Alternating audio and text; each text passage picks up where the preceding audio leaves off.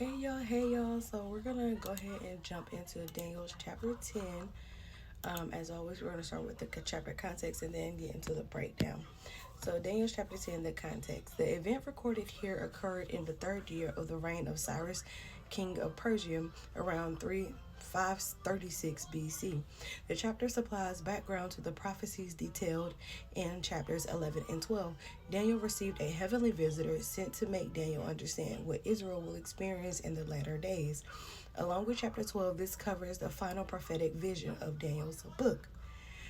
So let's go ahead and jump into the breakdown part 1. When Daniel was first captured, Daniel 1 through 7, around the year 604 BC, he would have been a young man.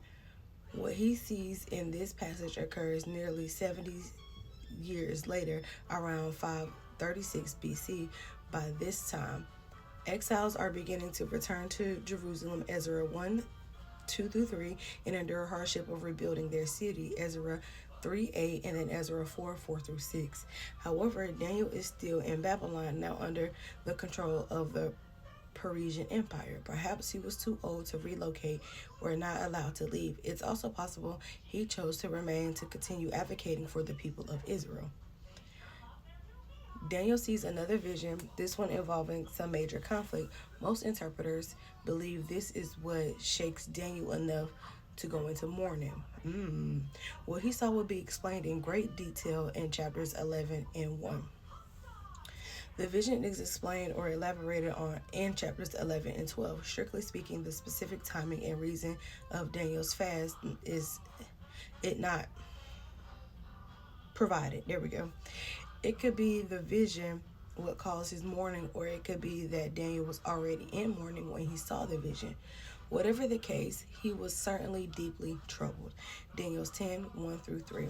Apparently, Daniel's reaction to the vision was to seek God in prayer, as he should have, as we should. While standing near the Tigris River, he is stunned by the sight of the celestial, there we go, being. The creature looked like a man wearing linen and gold, with brilliantly shining limbs and a face, and a voice like a roaring of a crowd. Aspects of the description resemble those of Jesus in the book of Revelation.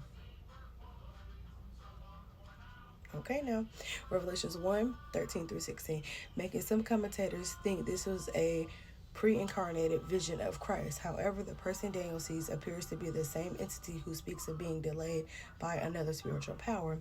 Daniel's 10:13. For this reason, it seems best to think of this being as an angel of high order.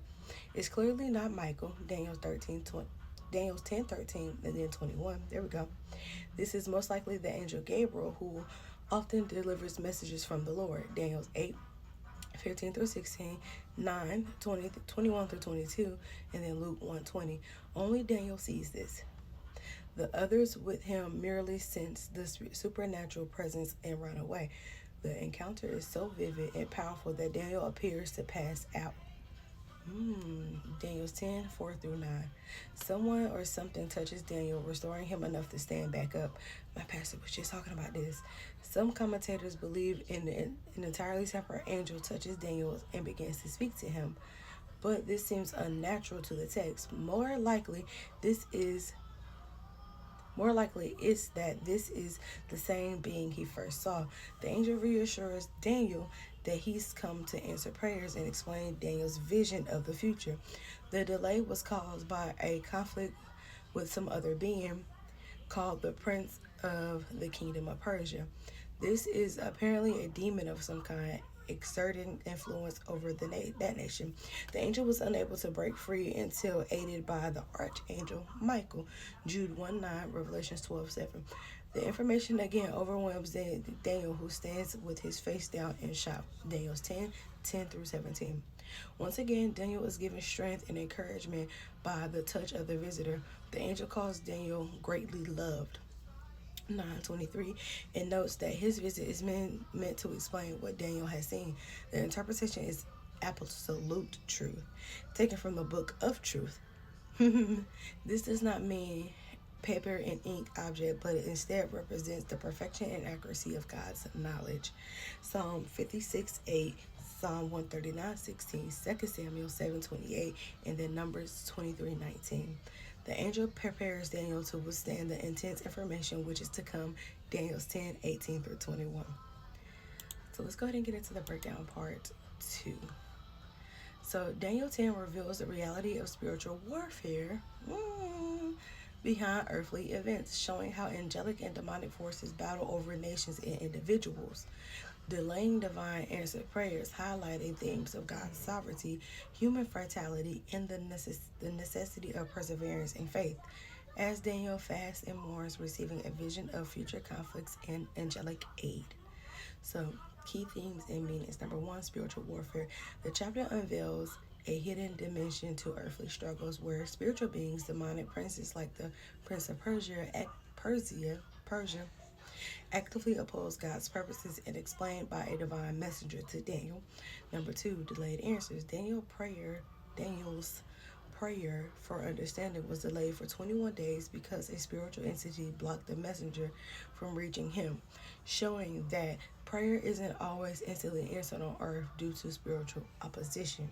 My God, my pastor I'm telling you, he just talked about this. Number 3, revelation and prophecy. It serves as an introduction to Daniel's final vision, continued in chapters 11 and 12, revealing future conflicts in God's ultimate control, but also the intense spiritual struggles involved. Number 4, human fatality and divine strength.